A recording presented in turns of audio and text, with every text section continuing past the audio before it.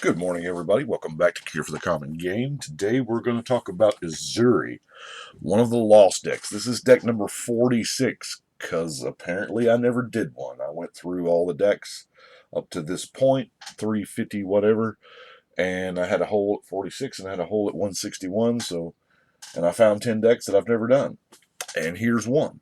But first, before we get into that, I'm rocking the Birds of Paradise playmat. By the way, if y'all are following the Magic bracket, it is, as of yesterday, it was down to the final two cards, which was Bird of Paradise and Lightning Bolt. Y'all can guess which one I voted for. Anyway, Ezuri is hard to build any other way than tribal elves. He really, really is. I mean, his ability is, I have always called Elf Run, because it's overrun just for elves. So, for the life of me, I couldn't remember why I had not built this until I opened the box, and then it came clear to me what I was doing. So I did update the deck, because there was a few elves that came out in the past couple years that I felt needed to go in a hardcore elf deck.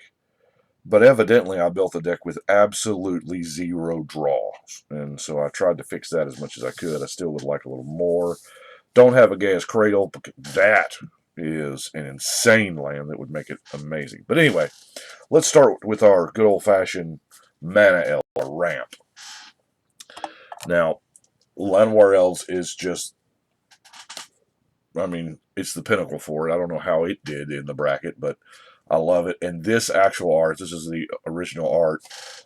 Now, they did that foil. I don't know.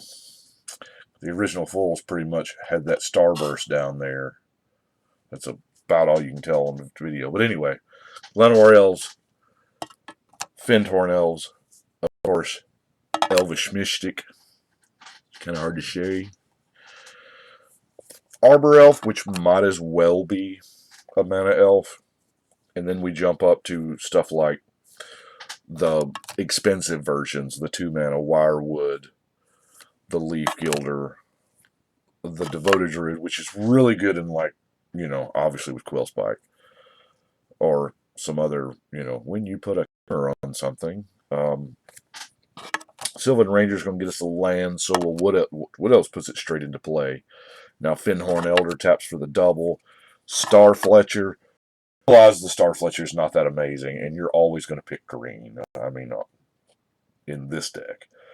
That reach, though, that's kind of what does it, because we are a little weak. I mean, there ain't that many flying elves. As a matter of fact, I ain't played with none. So, it's really good, and typically they get big enough to where they can stop anything. This guy actually becomes a target. And if they're blowing a removal spell on the Star Fletcher, whatever the removal spell is, you call that a win. And then, of course, the ultimate mana elf, Priest of Titania. Now, Priest of Titania is... she's busted. I ain't got to tell you all that. Love this card. I don't know what number elf deck this is. There's a bunch of elf legends out there, but speaking of which, Case, she is an elf, and she says, well, exactly what she says. 5 mana for 2/3 is a little much, but she's an elf lord, so I'll put her in there. Dwayne, elf lord, and she also has reach, so she's got a little bit of life gain, which life gain, I don't know. Tell me what y'all think. Life gain in EDH with the safety valve of commander damage, because that's what commander damage is to protect against, guys like me that want to, I'm going to be at 4,000 life on turn 8 or whatever. And life just doesn't. Now, granted, I'll tell you, I lose more. I lose a lot of games. Of course, in multiplayer formats, you're going to. I lose a lot more to my life going to 0 than commander damage going to 21. So, that being said, life gain is not nothing. Imperious Perfect has babies. Oh my god, I forgot about Elf Mom in this deck. Oh, we're going to go to Elvish Archdruid while I look in the Dominaria binder, see if I have another. But Elvish Archdruid is more or less a Lord version of the Priest of Titania. And LM. Okay, I don't have one. That could be why I didn't put a Morrowind in there. Anyway, of Priest, I guess, is what this guy is. Now, Elvish Champion is it's really, really good, obviously. Evidently, I was trying to foil out this entire deck. That's what I was doing. Hence the high concentration of foils and all the Forester foils, and I don't know, but Elvish Champion is. I have been killed by my own because of my own Elvish Champion before. Randomly, you'll play that person.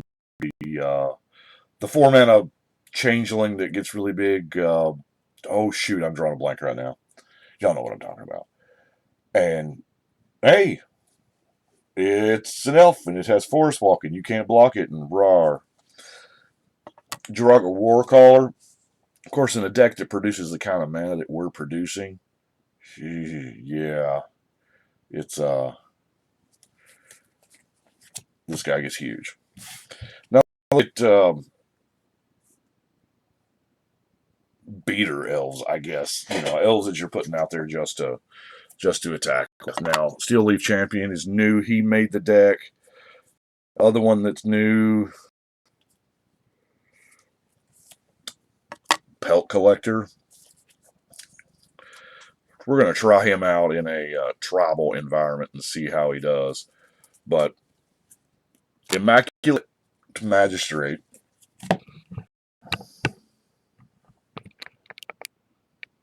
See if we can't reduce some of that glare. Yeah, I know I'm talking about glare in a, what, 85% shiny deck, but Immaculate Magistrate is it's really good.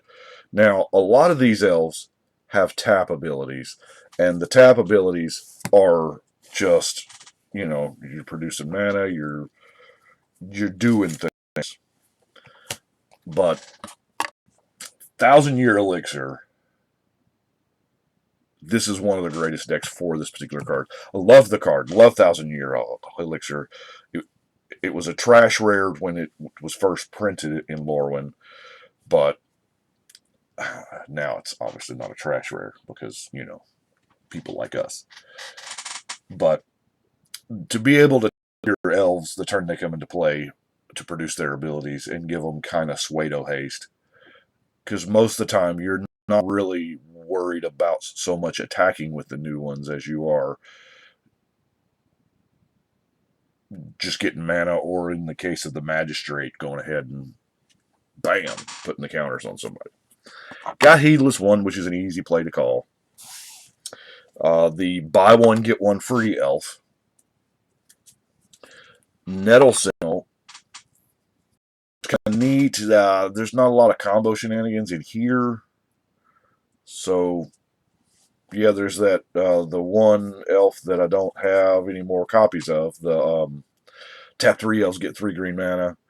In 60-card decks, those two cards are sick together because you get a couple Nettle Sentinels and a couple of those guys, and it just keeps producing mana. Essence Warden, again, some incidental life gain, which doesn't really turn out to be incidental. Scattershot Archer, because I've been killed by Stormherd, that's why. And, Stormherd's a beast of a card. I have actually not seen a Stormherd in play in a couple years. I haven't seen anybody cast it. It's an amazing card. If you don't know what Stormherd does, run over to Gather Scryfall, whatever you use. I'm still learning on Scryfall. Still learning how to operate that. But Stormherd's a great card. Taunting Elf. When you absolutely, positively have to put somebody out of the game, you sacrifice your Taunting Elf, you swing out at them, and the rest of your team gets through. Copperhorn Scout lets you attack and block because it kind of, gives. Now, the beautiful part is with the Copperhorn Scout is you've probably done tapped all your mana into your commander to Alpha Run, and then as soon as you declare this as an attack, all your mana elves untap, and you get to do that junk again. Now, Timberwatch Elf is the 3 mana version of the Magistrate, but it only lasts till end of turn, obviously.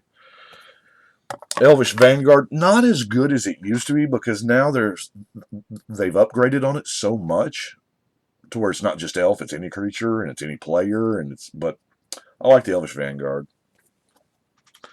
Bramblewood Paragon has seen a whole lot of play now in the 5-color Warrior Najeela decks, but evidently I had the foil in this deck. It's not exactly, I ain't got a whole lot of Warriors, but evidently I wanted it in here. Ren's Run Vanquisher. 3/3 Death Touch for 2 is not bad. Because in this deck, you're always just going to play 2 for it because, you're got other elves to show. Gaia's Herald says your creatures can't be countered. Wirewood Herald, is your ultimate chump blocker to go and get that whatever it is you need. And, of course, the Ledge Walker that has, Suedo Flying has... I've always called it ledge walking because there's not many cards that have this ability. Now, draw cards. Beast Whisperer, definitely the ones I put in there because this guy, as soon as I saw it in Guilds, I was like, whoa. They put it on an elf creature. They could have put it on any other tribe, but they put it on an elf creature, and therefore just that one word makes it just a little bit better. Sylvan Messenger, I believe, tapped out, says we're playing with, is it 43, 44 creatures? Bunch of creatures. So your Sylvan Messenger is going to hit at least one card. Elvish Harbinger, while not a, some of these are not a draw spell, but it's the elf tutor. That's really good. It can go and get that, mana elf that you need, the big mana elf. Of course, I'm playing with a good old-fashioned Harmonize, which is straight mana for cards. 4 mana to draw 3 cards. Yeah, it's sorcery speed, but, we're in mono green. We can't really ask for any better than that. We're actually not even supposed to have this. Thank you, Color Shift. Elvish Visionary just draws your comes in. Of course, the ultimate card drawing card, Recycle, which doesn't exist in foil. Play card, draw card. Most of the time, this bottom. Now, a lot of times, Recycle is a 6 mana I win the game spell because the CMC of the deck is not a lot. It's elves, and it has a very low cast. Which, by the way, I want to address the Door of Destiny issue. I love Door of Destinies. I had one in this deck until last night, and I looked at it, and I think the door was actually what I took out for the recycle. Simply because Door of Destinies is great, but it costs 4 mana, and by the time that every time I have played Door of Destinies in an elf deck, it's like I have threw up my hand on the table, and then I draw the door, and it's not as good as I want it to be because I don't have as many elves to play. Door is great in a tribe that costs a little more. Maybe a mid CMC.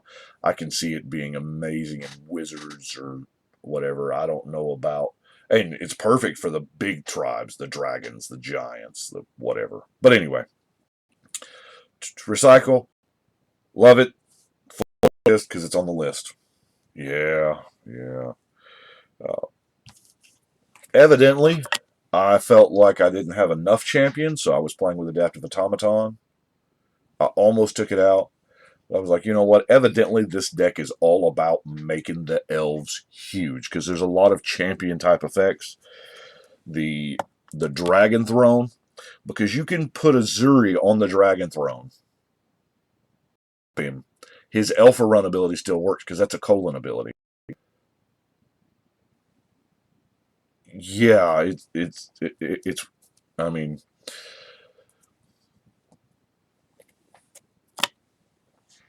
Hall of Triumph is a an artifact Gaius anthem. Now the oh shoot. Obviously, we'll talk about the elephant in the room, the board wipes, because you know it's happening. I mean, we all do. Now, Heroic Intervention is an amazing card that should be in here. Arguably, Heroic Intervention should probably be in any deck that can actually cast it that has creatures. I love that card. But I don't have any, so.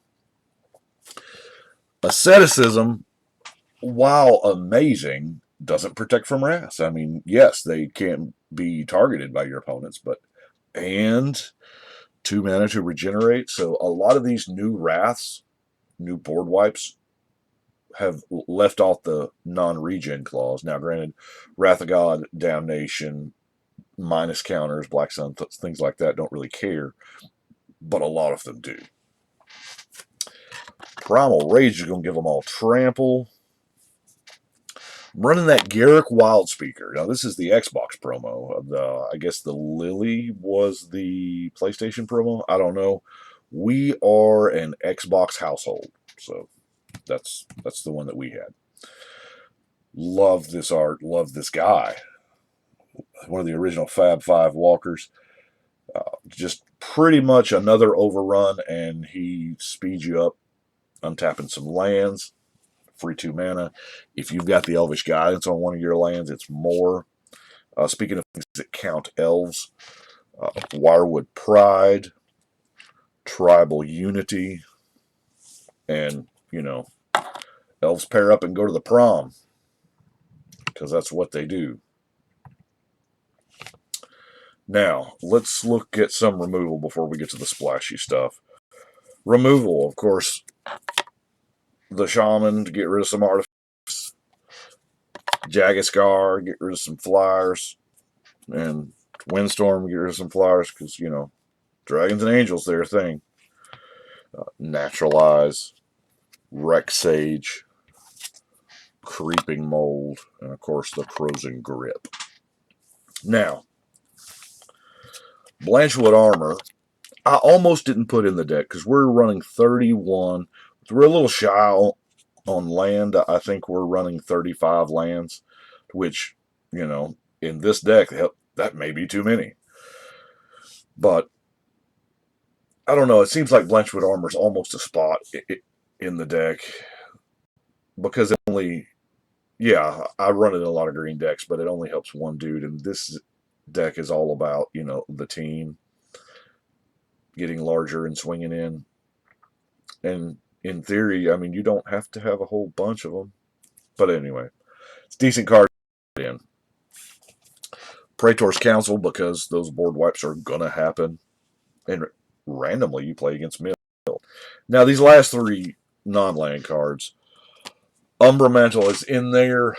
Umbra Mantle is disgusting with elves. It is literally disgusting. It's one of the most broken equipment that elves can pick up and carry. Because your Priest of Titania, your Archdruid, if they can produce 4 mana, you have infinite green mana. And a general with an ability that has a colon on it. A repeatable ability. So, if you can tap it for 4, you use 3 of it to untap it. Not only are you getting infinite mana, your creature is arbitrarily large. I guess an arbitrarily large amount of mana since things are not infinite. But, yeah, it's dumb. I had it in here. I'm actually out of these now.